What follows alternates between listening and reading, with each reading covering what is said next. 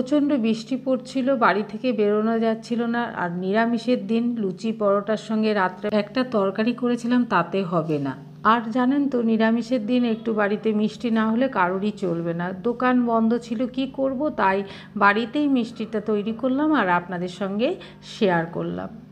নমস্কার বন্ধুরা, রন্ধনিকা 48 চ্যানেলে আপনাদের সবাইকে স্বাগত জানাই।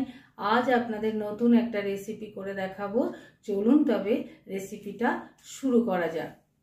একটা কড়াই গরম বসিয়ে দিয়েছি, তার ভেতর আমুল গোল্ড 500 দিয়ে দিলাম।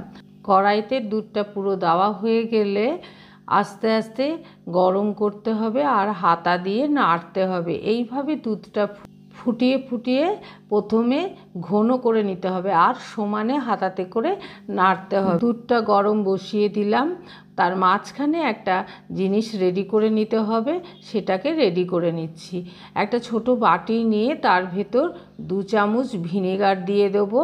আর এই ভিনেগার দিয়ে যদি দুধটা কাটা হয় তাহলে ছানাটা খুব নরম হয়। আর তার সঙ্গে অল্প লেবুর রসও দিয়ে দেবো। লেবুর রসটা দেওয়ার পর এই দুটো জিনিসকে চামচে করে মিশিয়ে নিতে হবে। মিশিয়ে নিলে খুব সুন্দর মিশে যাবে, তাহলে খুব ভালো হবে। আর এইদিকে দেখুন দুধটা খুব ভালো করে ফুটে উঠেছে আর অনেকটাই ঘন হয়ে গেছে আর দুধের পরিমাণটাও কিছুটা কমে গেছে। এই সময় ভিনিগার আর লেবু দিয়ে যেই জিনিসটা তৈরি করে রেখেছিলাম সেটা দুধের ভেতর অল্প অল্প দিতে হবে আর হাতাতে করে সমানে নাড়তে হবে। একবার দিলাম, দিয়ে হাতাতে করে আবার নেড়ে দিলাম, আবার একটু দিয়ে দিলাম, দিয়ে আবার একটু হাতাতে করে নেড়ে দেবো। এইভাবে অল্প অল্প করে দিতে হবে আর দুধটাকে হাতাতে করে নাড়তে হবে, তাহলে ছানাটা খুব সুন্দর হবে। এইভাবে সব ভিনিগার আর লেবুর রসটা দিয়ে দিলাম। দেখুন খুব সুন্দর ছানাটা কেটে গেছে। এই সময়ে গ্যাস ওভেন থেকে নামিয়ে ঠান্ডা করতে হবে আর একটা বাটি নিয়ে তার উপর ছাকনা দিয়ে দেবো। ছাকনা দিয়ে ছানাটাকে জল ঝরিয়ে নেব। জলটা যখন ঝরানো হয়ে যাবে তখন একটা থালাতে এইভাবে দিয়ে দেবো ছানাটা, নিয়ে আস্তে আস্তে ঠান্ডা করতে হবে। যখন একটু ঠান্ডা হয়ে যাবে তখন এই ছানাটাকে প্রথমে হাতে করে ভালো করে চটকে নিতে হবে। এইবার হবে আসল জিনিস। এই সময় খুব মন দিয়ে জিনিসটা করতে হবে। এটা হচ্ছে প্রথমে ছানাটাকে খুব ভালো করে চটকে চটকে মেখে নিতে হবে। মাখা হয়ে গেলে তারপরে হাতের এই জায়গা দিয়ে ছানাটাকে প্রেস দিয়ে দিয়ে খুব নরম করতে হবে। এইটাই একটু কঠিন জিনিস। আপনারা যদি এটা খুব সুন্দর করে করতে পারেন তাহলে রসগোল্লাটা খুব সুন্দর নরম হবে আর খেতেও খুব সুন্দর হবে। দেখুন কতটা প্লেন হয়ে যাচ্ছে। আর এইভাবে ছানাটাকে মেখে নিতে হবে আর হাতে করে প্রেস দিতে হবে, বারবার মাখতে হবে আর হাতে করে প্রেস দিতে হবে। তবে দেখবেন লাস্টে এত সুন্দর হবে। যেইভাবে আমরা আটা মেখে খুব সুন্দর নরম করে ফেলি, ছানাটাও ঠিক সুন্দর ওইভাবে মেখে আর বারবার হাতে করে এইভাবে প্রেস করে করে ছানাটাকে মেখে নরম করে নিতে হবে। আপনাদের যদি এই মিষ্টির রেসিপিটা ভালো লাগে তাহলে সাবস্ক্রাইব করে নোটিফিকেশানটা অন করে রাখবেন। যখনই কোনো ভিডিও ফেলা হবে সবার আগে আপনাদের কাছে নোটিফিকেশানটা পৌঁছে যাবে। এইবার দেখুন ছানাটা মাখতে মাখতে কত সুন্দর হয়ে গেছে, দেখে আপনারা বুঝতে পারছেন। এইভাবে ছানাটাকে সমানে চটকাতে হবে আর হাতে করে করে প্রেস দিয়ে এইভাবে মেখে নিতে হবে। মেখে নেওয়া হয়ে গেল।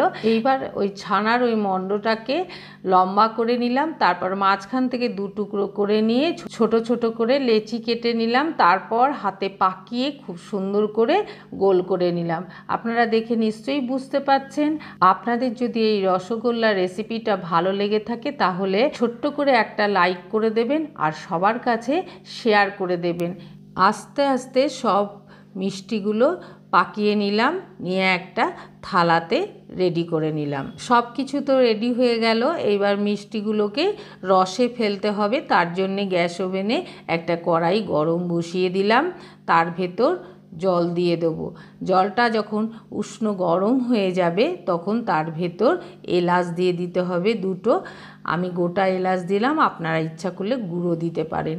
আর এইভাবে আপনারা বাড়ির সবাইকে খুব সহজে মিষ্টি তৈরি করে দিতে পারেন। কিন্তু অনেকেই ভাবে মিষ্টি তৈরি করতে খুব পরিশ্রম হয়, কিন্তু আপনারা একবার করে দেখবেন খুব একটা পরিশ্রম হয় না, খুব সহজে হয়ে যায়। আর সবথেকে বড় ব্যাপার, যদি নিজে তৈরি করে বাড়ির সবাইকে খান তবে নিজেরও খুব আনন্দ লাগে আর বাড়ির সবাই খুব খুশি হয়ে মিষ্টিগুলো খাবে। আর বাড়িতে কিছুটা মিশ্রি ছিল আর পুজোর বাতাসা জমেছিল, তা কি করব ভাবছিলাম, তার ছেলে খুব বায়না করলো, মা মিষ্টি তৈরি করে দাও, তাই মিষ্টিটা তৈরি করলাম আর আপনাদের সঙ্গে শেয়ার করলাম। যখন মিশ্রি আর বাতাসা কিছুটা গলে যাবে তখন একটু দুধ দিয়ে দিতে হবে হাতাতে করে, তাহলে বাতাসা আর মিশ্রির ভেতর কিছু যদি নোংরা থাকে তাহলে বেরিয়ে আসবে। দেখুন ওপর থেকে কত সাদা সাদা নোংরা ভাসছে।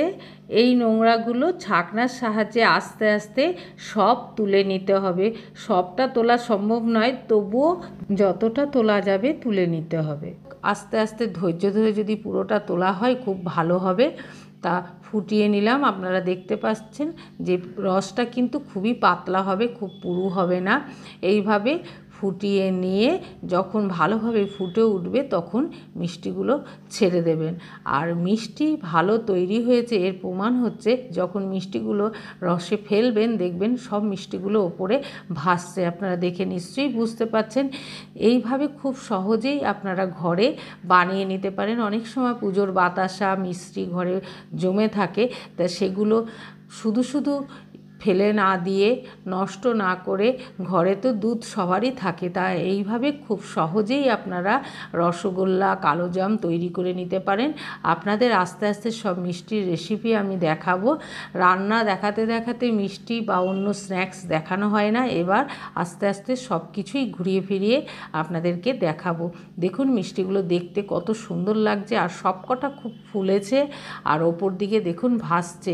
এইভাবে কিছুক্ষণ ফুটিয়ে নিতে হবে। ফুটিয়ে নিয়ে যখন রস ঢুকে যাবে আপনারা বুঝতে পারছেন, তখন আস্তে আস্তে একটা বাটিতে তুলে নেব। এই রকম গরম গরম মিষ্টি যদি বাড়ির সবাই পায়, বলুন একটাতে কারোর ভালো লাগবে? অনেকেই একটার জায়গায় 4-5টা করে খাবে। আর সত্যি বাড়িতে করলে তার মজা একটা আলাদা। আমার ছেলে তো নামানো মাত্রই গরম গরম মিষ্টি একটা খেয়ে নিল। আর আমার যে ছোট কুকুরটা আছে সে তো ছুটছে কতক্ষণে খাবে। একটু যখন ঠান্ডা হয়ে গেছে তাকে দিলাম, বাবা কি খুশি, মানে মানুষের থেকে তার খুশি বেশি। মিষ্টি খেতে খুব ভালোবাসে। যাই হোক, এইভাবে মিষ্টিগুলো করে নামিয়ে নিলাম। এবার মিষ্টিগুলো আপনাদের দেখাচ্ছি, দেখুন কতটা সুন্দর নরম হয়েছে। দেখুন এইভাবে টিপলে বসে যাচ্ছে, খুব সুন্দর নরম হয়েছে। আর সত্যি মিষ্টিগুলো খেতেও অদ্ভুত হয়েছিল।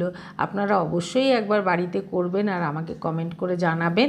আর নিরামিষের দিন আমাদের বাড়িতে লুচি পরোটা কিংবা নিরামিষ তরকারি হয়, আর সঙ্গে কিন্তু আমাদের একটা করে মিষ্টি লাগেই।